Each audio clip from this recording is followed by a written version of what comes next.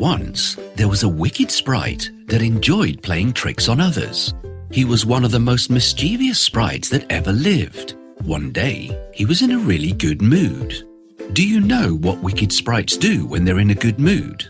They craft something terrible and interesting. This sprite thought it would be a good idea to make a mirror. It was no ordinary mirror. It had some strange powers. Anything that was beautiful, pure and good looked ugly, terrifying and evil in the mirror. Those things that were already good for nothing and a sore to the eye looked even uglier and even more horrific. The sprite was delighted to find that the mirror grinned whenever someone had a good thought. He showed his precise mirror to all the little sprites in his school, and there were hoots and screeches of delight. They were glad to have the mirror and flew around holding it all the time. They looked at the people through it, and eventually there wasn't a single person who didn't look ugly or distorted. In their excitement, they flew higher and higher until they were close to the stars. Suddenly, the mirror grinned and shook so much that the sprites couldn't hold it any longer.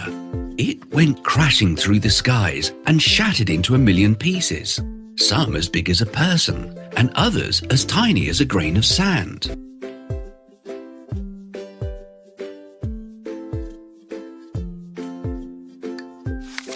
It was only after it broke that the mirror worked even more evil than ever before. Anybody who got a grain of the shattered mirror in their eye saw the world as a bleak and ugly place. Some people got a splinter in their heart. Then the mirror sucked all the love out of the heart and turned it into a lump of snow, cold and cruel. Some of the broken pieces were as large as window panes. Some shards went into people's spectacles, and even when they looked at their friends through them, all they saw were horrible, distorted creatures. The shattered glass dust floated around in the air. The evil sprite was delighted because the mirror was working better than he'd ever hoped it would.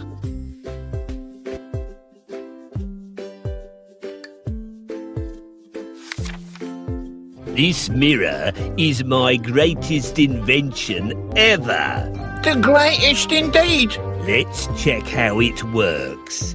Everything should look disgusting in this mirror. Ha ha ha!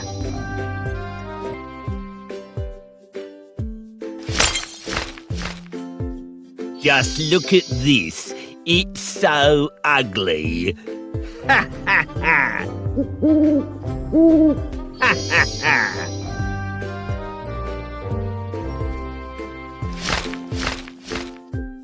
Look, it's so skewed.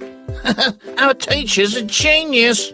Excellent. This mirror works very well. And now, my little trolls, show this mirror to the whole world. Let's spread discord and confusion among the people. We will get all humans to look into the mirror. That's good. Shards of the broken mirror will bring even more evil to the world. Ha ha ha!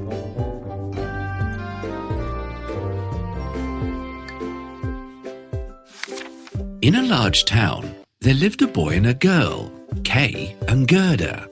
They lived next door to each other, but anybody who saw them playing together would have thought they were brother and sister. The town was so crammed with houses that the people had no place for gardens. They were content with a couple of flower pots. But the children had something just about as good as a garden. At the place where the roofs of the two houses met, they had large wooden boxes with vegetables and lovely rose bushes. Sometimes they took their stools and sat among the bushes and pretended that they were in their own big garden. But when the winter came, the children could no longer sit outside. They had to be content with playing inside the house. One day, Gerda and Kay were sitting by the window in Kay's house. Kay's grandmother, who was looking at the snowflakes, said quietly, The white bees are swarming. Kay and Gerda looked at her in surprise. Grandma, do the bees have a queen? Kay asked. Oh, yes, they do. Said Grandma. Where the swarm hangs in thick clusters, she flies there. Sometimes she flies into towns and peeps in through the windows. When she does that, the most beautiful patterns form on the window pane. Have you both seen this happen? Kay and Gerda nodded. They'd seen it many times, so Grandma was telling the truth. That evening, when Kay was sitting by the window alone, he saw something remarkable. He noticed that one snowflake was larger and prettier than the rest and sparkled in the moonlight. The flake of snow grew larger and larger, and at last it was like a young lady dressed in the finest white gauze made of a million little flakes like stars. She was so beautiful and delicate. But she was made of dazzling sparkling ice and was so full of life. She turned around to look at Kay. She nodded towards the window and beckoned with her hand. Kay was frightened and jumped down from the box. It seemed to him as if, at the same moment, a large bird flew past the window. The next day was very different. There was snowfall at first, but afterwards the sun shone brightly. Kay and Gerda cheered up because green leaves were sprouting on the trees, the birds were singing, and the windows were thrown wide open. That summer was very special because the roses that bloomed were prettier than ever before. Gerda learned a hymn that mentioned roses. She sang it to Kay, and he liked it very much. They immediately sang it together. The rose in the valley is blooming so sweet, and angels descend there the children to greet. They felt so good after singing it that they went around kissing the roses. They enjoyed that summer thoroughly, and their memories were full of fresh rose bushes, warm sunshine, and laughter.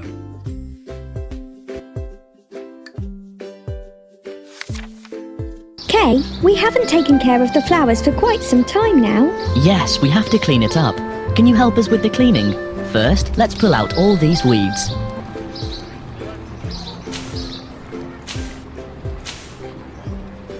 Good job! Now the flowers can grow without any hindrance. What's next? I think we have to cut down all the dry branches and leaves. We need hedge clippers for this job. If the branches grow longer than they are now, they will look untidy. We should trim them down.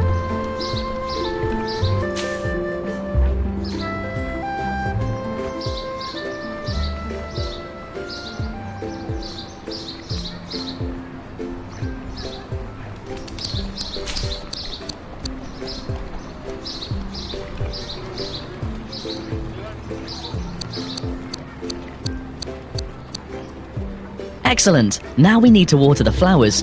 We need a watering can.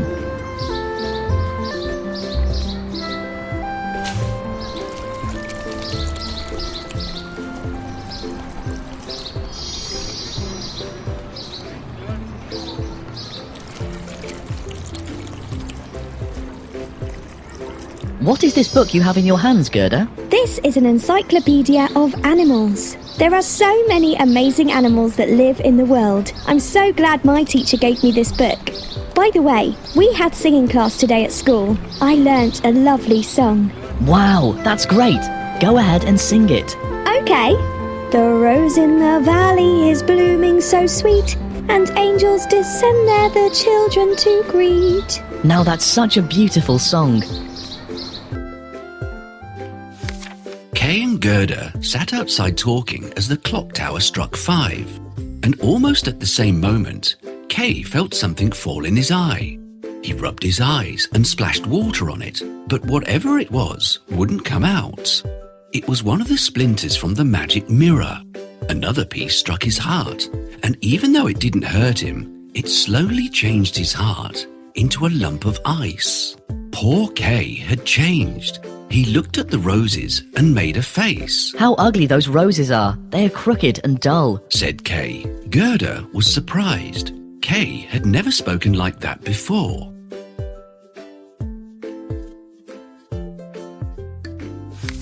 She brought out her book of animals and they looked at it as they had done many times.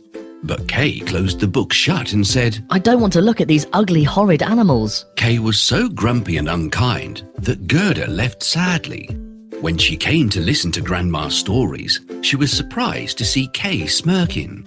He stood behind Grandma and imitated the way she told stories. He's never done anything like this before, Thought Gerda. What's happened to Kay? Kay imitated others too, and it wasn't pleasant at all to watch him. Time passed by quickly, and before long it was winter again. All the little boys and girls in the town went to play in the snow. Kay hardly ever played with Gerda now. One day he took his sled and went to play with the other boys. The boldest boys often tied their sleds onto a carriage or cart and took a great ride. Kay was feeling very bold that day. When he found a pure white sled passing by, he decided that he would tie his sled onto it. Inside the carriage was a woman wrapped in white fur, and she wore a matching white fur cap. The sled rushed through the snowy slopes, and Kay found it very enjoyable at first. But when it picked up speed and crossed the town, Kay was very frightened.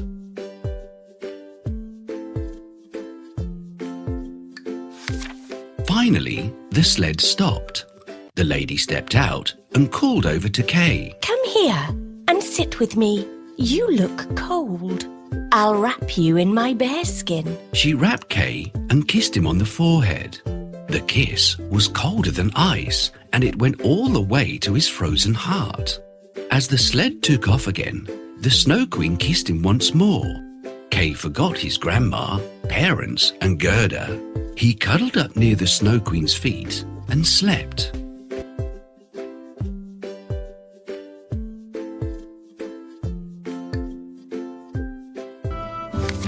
Did you ever wonder what happened to Gerda after Kay went missing?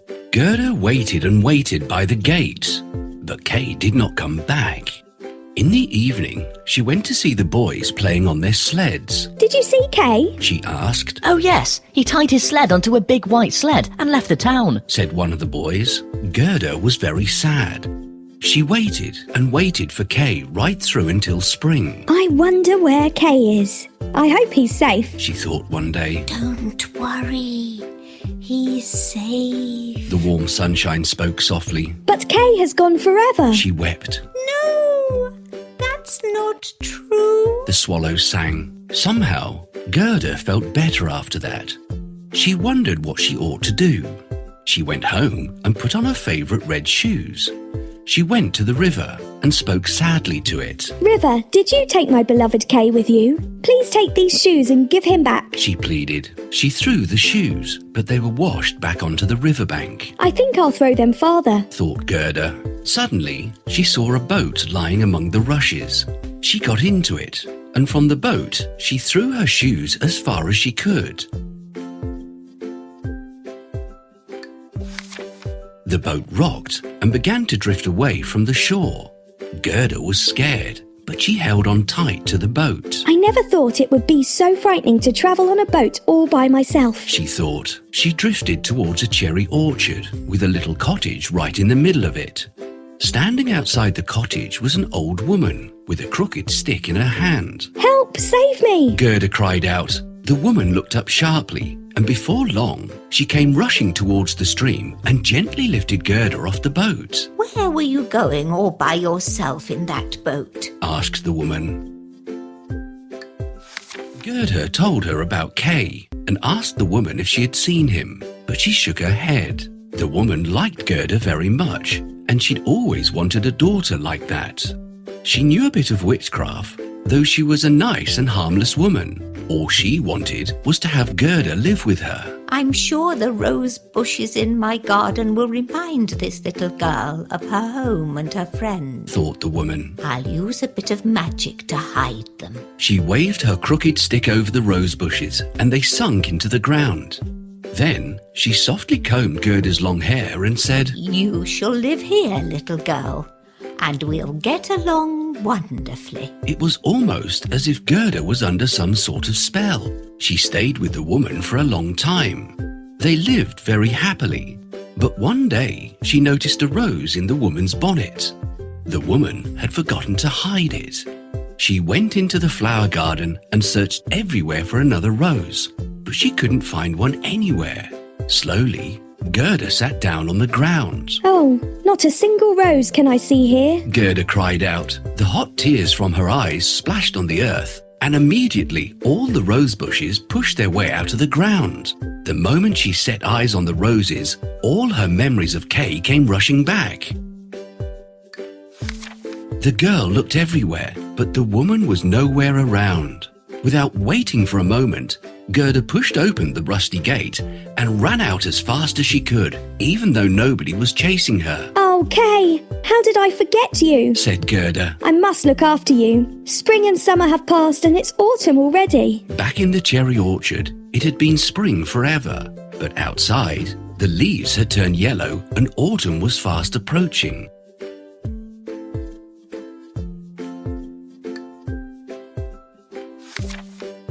This is such an amazing place. There are a lot of roses here.